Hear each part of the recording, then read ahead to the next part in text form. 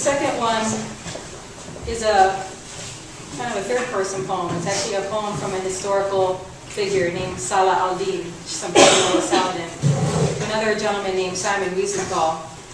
And it's regarding building the Simon Wiesenthal Center, which is planned to be built for dignity and tolerance on a portion of the Mamilla Cemetery in Jerusalem, which is a 1,000-year-old Muslim burial ground.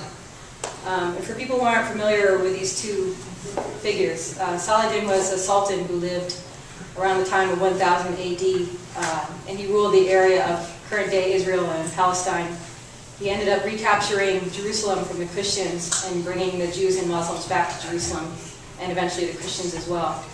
And Simon Wiesenthal was a survivor of 6 different concentration camps in Germany and Poland. And he spent the remainder of his life compiling evidence to bring hundreds of SS soldiers to trial. And this poem is called A Wall in the Heart.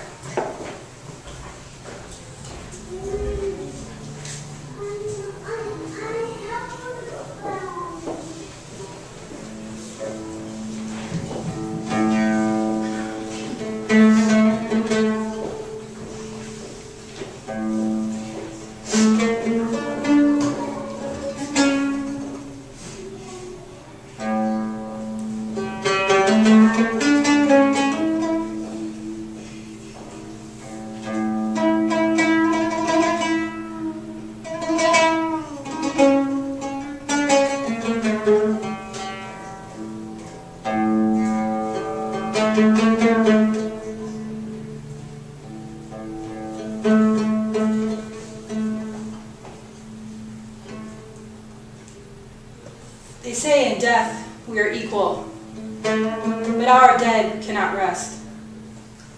Peeled awake in layers to witness the long-awaited arrival of dignity and tolerance.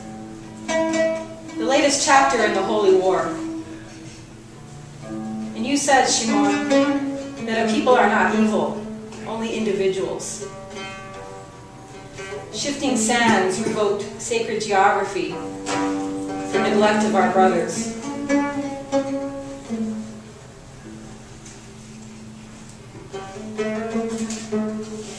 And we are no strangers to death, Shimon. The red rivers of Jerusalem and Krakow, horses and boots slipped and snared in kudzu of limbs as they forded them, drunk with power. Swords and bullets whirling round Vienna waltzes. And Crusade became crucifixion, Aliyah, apartheid, charity, recruitment for God's armies, jihad, a brutality waged on others. But to the internal struggle we must return. Salvation is not possession, but liberation.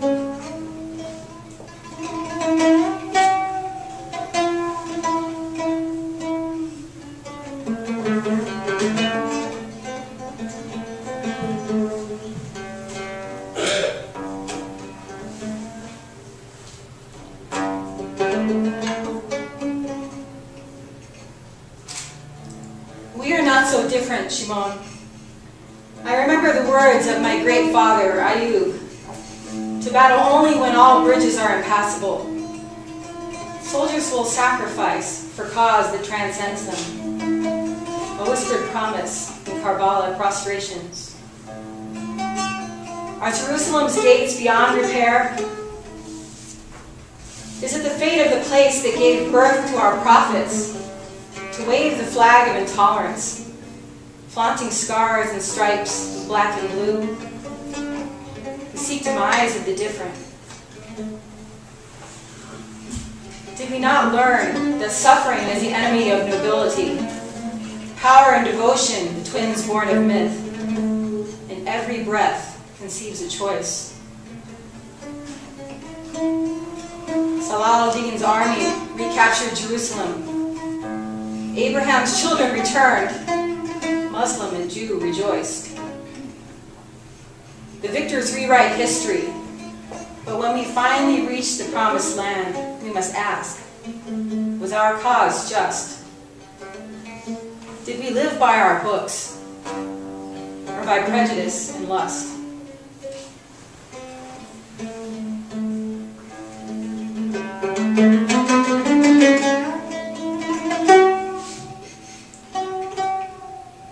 Jeremiah foretold that the law would not be inscribed in stone, but deep in our hearts, where this wall remains. One-way arteries to reason, not compassion.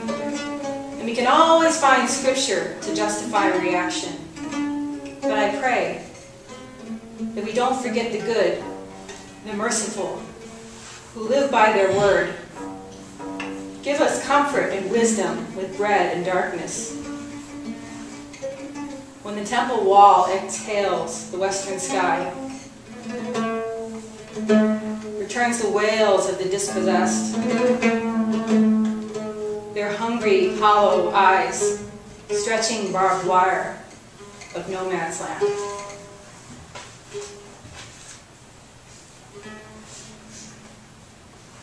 The shofar and muezzin's lonely calls announce a new dawn. They say the Moors dwelt in the drowning sun, washing flame and sin from our Saharan star, placing it anew each morning in the eastern sky. So nothing is irreversible, Shimon. We've proved that the dead, like our humanity, can be forgotten. But so can our transgressions and failures to love the stranger and the vulnerable as our own. To see the divinity in each of us, 1,000 golden domes.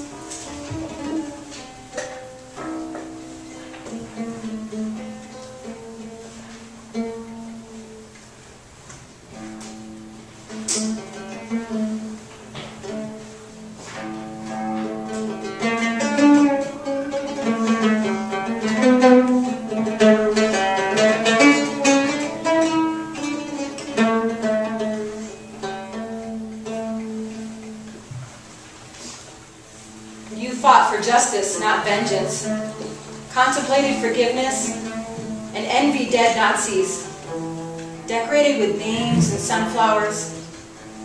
Their brilliant yellow optimism made you forget for a moment that God had abandoned you at Mauthausen, silently praying that someone would care enough to plant a sunflower for birds to carry you, pieces and seeds to Zion.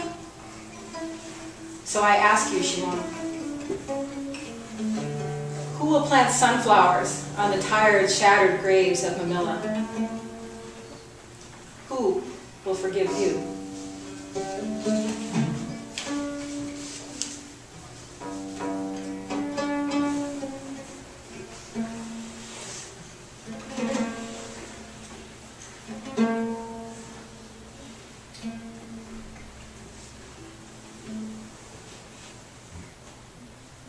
Thank you.